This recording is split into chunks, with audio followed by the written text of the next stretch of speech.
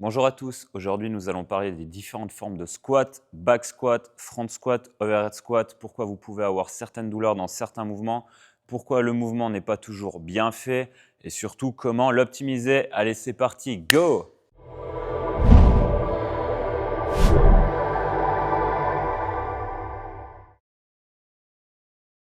Donc, peu importe la forme de squat que vous allez pratiquer, il y a toujours des points essentiels à respecter. On a bien évidemment toujours des morphologies, des longueurs de bras de levée différentes, des forces prédominantes, chaîne antérieure, chaîne postérieure, mais dans tous les cas, on a quand même certains poids qu'il faut toujours garder en tête et bien respecter. Premier point, à chaque fois que vous allez faire un squat, peu importe sa nature, toujours garder un écart de pied plus large que le bassin. Donc pour être simple, on va directement largeur épaule. Donc l'écart de pied, partie interne, cheville, plus large que le bassin pour la simple et bonne raison que quand vous allez descendre dans votre squat, le squat, c'est un mouvement où on cherche à s'accroupir. Donc, on a notre bassin qui va devoir descendre entre nos pieds. Si vous gardez un écart de pied plus serré que votre écart de bassin, on va se retrouver avec le défaut suivant, le bassin qui part en arrière et donc on a tout le poids des fessiers qui partent en arrière, ça nous déséquilibre, ça désactive la plupart des chaînes musculaires qui stabilisent nos jambes. Donc vous allez perdre à peu près 2 fois votre capacité à développer de la force. Grosse contrainte qui se répercute sur vos lombaires, que ce soit pour du back squat, du front squat et encore pire quand on fait de l'overhead squat. Donc toujours bien garder en tête, écart de pied, largeur épaule. Deuxième point, les pieds plus ou moins d'un écart à 10h10 pour rester dans une angulation naturelle dans le mouvement d'où votre fémur va se mobiliser quand vous allez descendre dans votre squat. Donc, écart de pied, deuxième point, rotation environ à 10h10. Troisième point, super important que le 90% des gens oublient, l'ancrage des orteils. Et pour être capable de bien activer vos orteils dans le sol, on va se déporter légèrement vers l'avant de sorte à gripper les orteils dans le sol. Et si vous le faites vous-même derrière votre écran, vous allez tester et ressentir tout de suite une tension sous la voûte plantaire et à l'arrière de votre jambe qui va venir vous permettre de créer une stabilité parfaite au niveau de vos jambes, ce qui va permettre à vos genoux de directement partir dans l'axe de la pointe des pieds. Très souvent, premier défaut qui apparaît, quand on a tendance à venir mettre tout le poids sur les talons et les orteils déracinés du sol, on va se retrouver soit avec des pieds qui se décollent, des genoux qui vont partir vers l'intérieur et donc là, grosse tension dans les genoux et dans les lombaires. Autre point, si vous n'arrivez pas à activer vos orteils dans le sol, perte d'activation des muscles profonds qui stabilisent du coup votre jambe, vos bassins et du coup, on va se retrouver avec le poids qui part vers l'arrière et au passage des pieds qui se mobilisent du coup pendant le mouvement. Et ça, il n'y a rien de pire qu'avoir un changement de rotation au niveau de l'articulation pendant un mouvement. On a le même problème sur les presses ou les snatchs où on modifie l'écart de nos mains par rapport à la barre. Pareil pour les tractions. Ça perturbe complètement le niveau d'activation musculaire et donc l'articulation est directement ouverte aux blessures. Donc, écart de pied, 10h10, ancrage des pieds dans le sol. Ça, c'est le premier point. L'ensemble des 3 points qui sont super importants vu que vous avez directement un contact pied-sol qui va déterminer si votre squat sera bon ou pas. Donc, si vous avez un de ces points qui n'est pas OK, de toute façon, votre squat ne sera pas bien exécuté.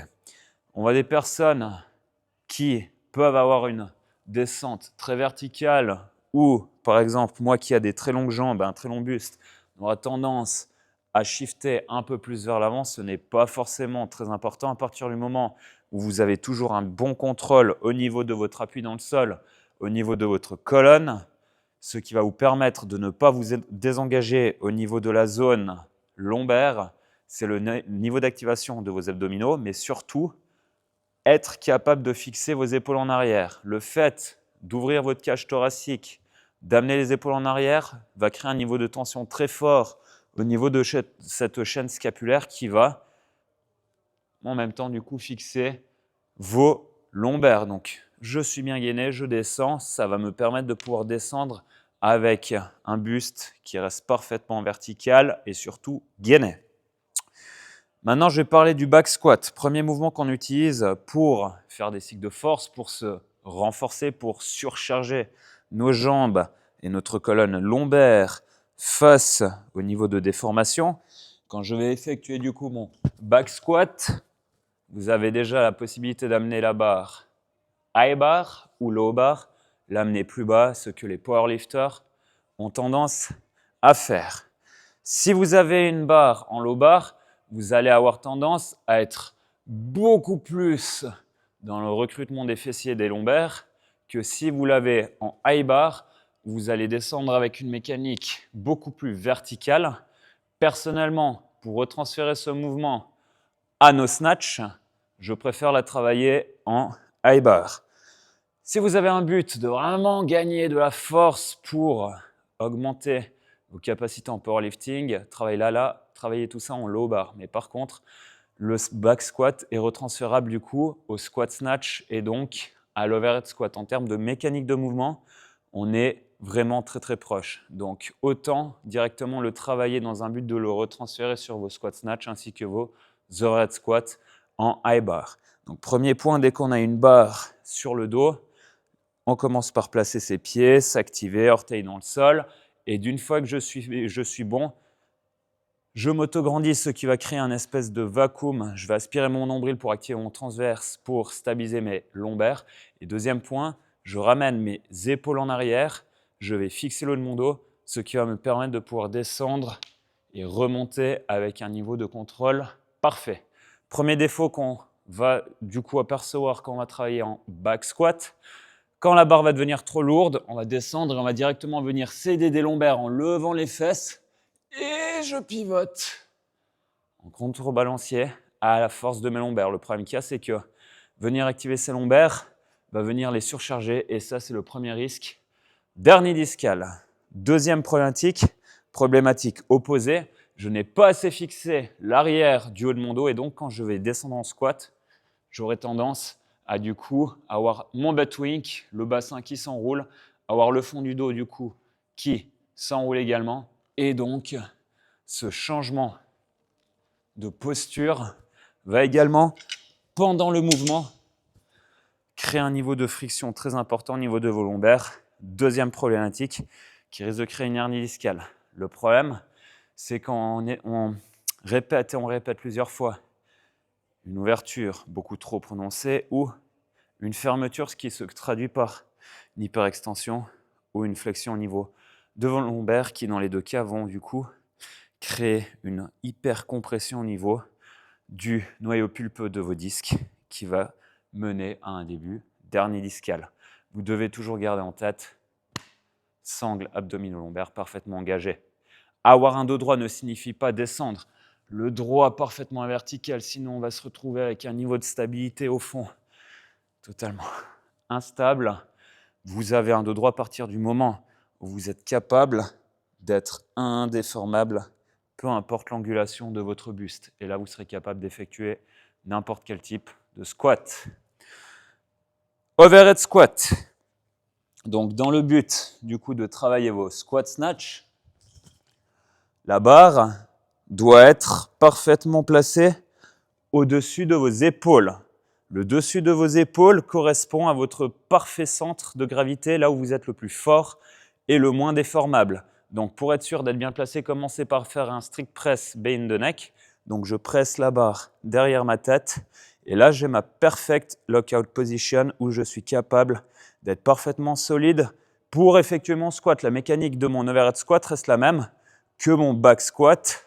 Vous devez simplement faire attention quand vous descendez et remontez à ne pas tricher en levant les fesses et vous redressez, ce qui va créer une méga cassure lombaire, ni vous déportez parfaitement à la verticale, ce qui se traduit par une grosse instabilité en ayant les talons qui se décollent et l'incapacité de pouvoir activer chaîne postérieure, chaîne antérieure à la remontée de votre squat. Vous devez, dans toute forme de squat, répartir les masses de votre corps. Quand je suis en appui au sol, mon centre de gravité correspond à la surface de mon pied. Je dois pivoter mes fesses en arrière pour envoyer masse ischio, fessier lombaire vers l'arrière. Et vers l'avant, dans ma descente, je vais avoir masse quadriceps, buste qui va venir en avant pour parfaitement équilibrer. Partie avant du corps vers l'avant, partie arrière du corps vers l'arrière. Ce qui me permet de rester parfaitement stable et de bien répartir les masses de mon poids de corps au-dessus de mon centre de gravité. Le centre de gravité en overhead squat est légèrement diminué de par la barre qui est tendue à bout de bras au-dessus de nos épaules. Le problème qui va se produire, c'est que quand on va descendre, si on n'a pas une mobilité complète de cheville, de hanche et d'épaule, on va compenser à un endroit et très souvent, ce qui se passe, c'est qu'on vient cambrer à la descente ou à la remontée en désengageant complètement du coup vos abdominaux. Donc, assurez-vous avant d'effectuer vos overhead squats de toujours être capable d'avoir une mobilité complète à 180 degrés, épaules à 180 degrés au-dessus de votre tête, mais surtout d'être capable d'être indéformable et solide dans cette position. Ce n'est pas en faisant que des étirements passifs que vous allez le faire, mais en travaillant votre mobilité, surtout en faisant du travail, que ce soit de strict presse arrière de nuque ou alors du tirage en mode traction derrière la nuque pour amener de l'ouverture thoracique et surtout vous rendre fort et solide dans cette position. Autre point qui peut poser problème dans les overhead squats, ce sont souvent les poignets. On a les personnes qui se retrouvent à faire des overhead squats en ayant de grosses douleurs au niveau des poignets, ce qui se traduit par un maintien de votre barre en passif. Donc, ces personnes-là vont se retrouver à avoir les poignets qui partent en cassure complète, donc la main va partir vers l'arrière. Donc, pour éviter de vous retrouver avec un gros niveau de stress appliqué sur vos poignets, vous allez essayer de serrer la barre au maximum pour maintenir votre poignet dans l'axe. Donc, ce qu'on veut éviter, c'est d'avoir ça. Et très souvent, les personnes le font parce qu'en fait, ils n'ont pas de mobilité complète de la barre au-dessus de la nuque. Ces gens-là seront au maximum barre au-dessus de la tête et donc pour compenser ça, ils vont casser le poignet pour essayer d'amener le poids de la barre au-dessus des épaules. Le problème, c'est que si vous effectuez plusieurs mouvements dans cette position, vous aurez à la longue des problématiques au niveau des poignets. Autre point qu'on remarque souvent, c'est quand les gens descendent, ont les bras complètement déverrouillés et peuvent se prendre la barre sur la tronche. Donc pour éviter ça, une seule façon de verrouiller vos bras, vos coudes, amenez l'arrière du coude qui regarde en arrière. Et là, vous serez dans un blocage articulaire et plus musculaire, ce qui fait que peu importe le poids que vous aurez au-dessus de la tête, à moins que vous ayez le coude et l'épaule en articulaire qui explosent, il n'y aura rien d'autre qui va faire que ce sera problématique. Donc, on ne passe pas d'un coude en position neutre qui va amener une cassure au niveau du bras. Mon coude, je vais l'amener vers l'arrière. Ce qui fait que là, il y aura impossibilité d'amener de la flexion dans le coude et là, vous serez en totale protection. Donc là, nous avons vu point back squat, overhead squat. Dernier point, le front squat. Front squat, même principe que les autres mouvements, sauf que là, la barre sera légèrement déportée vers l'avant. Et donc, vous serez plutôt en prédominance chaîne antérieure, donc quadriceps, dans la poussée de votre squat. Le problème qui se pose dans le front squat sont les gens qui n'ont pas de mobilité de poignet, qui tiennent la barre du coup à bout de doigts, qui ont les coudes qui se baladent, croient qu'il faut uniquement lever les coudes vers l'avant pour pouvoir descendre dans le squat. Le problème qui va se poser, c'est au niveau du dos. Si vous n'êtes pas capable de prendre la tension dans la barre, vous avez des coudes qui se baladent et le problème, c'est quand vous allez descendre en squat, du coup, vous aurez le dos qui va complètement s'arrondir. Le fait d'avoir en pleine tension avec un poids qui vous écrase vers l'avant, le dos qui s'arrondit, vous êtes en train de développer de la force pendant que vous mettez un stress très important sur votre colonne spinale, donc votre moelle épinière. Vous allez déjà désactiver le niveau de force que vous avez dans les jambes, vous allez forcer et là, c'est la porte ouverte aux blessures lombaires. Quand je descends et que mon haut du dos se relâche, j'ai automatiquement le bout de la chaîne qui est mes lombaires qui va ramasser toute la pression du haut de la colonne. Donc pour éviter ça, au lieu de vouloir absolument lever vos coudes le plus haut possible vers l'avant, nous allons passer de coudes en haut à des coudes plutôt en diagonale vers l'extérieur dans le but d'amener une ouverture thoracique parfaite qui va se traduire par un niveau de fixation optimal de toute votre chaîne musculaire scapulaire qui va vous permettre du coup de pouvoir fixer votre colonne. Donc, je tiens ma barre pleine main. Les coudes sont légèrement vers l'extérieur. Ce n'est pas grave si je ne suis pas tout en haut. J'ai au moins la capacité de fixer l'arrière du haut de mon dos, ce qui va me permettre de monter et de redescendre en gardant la même trajectoire dans mon squat.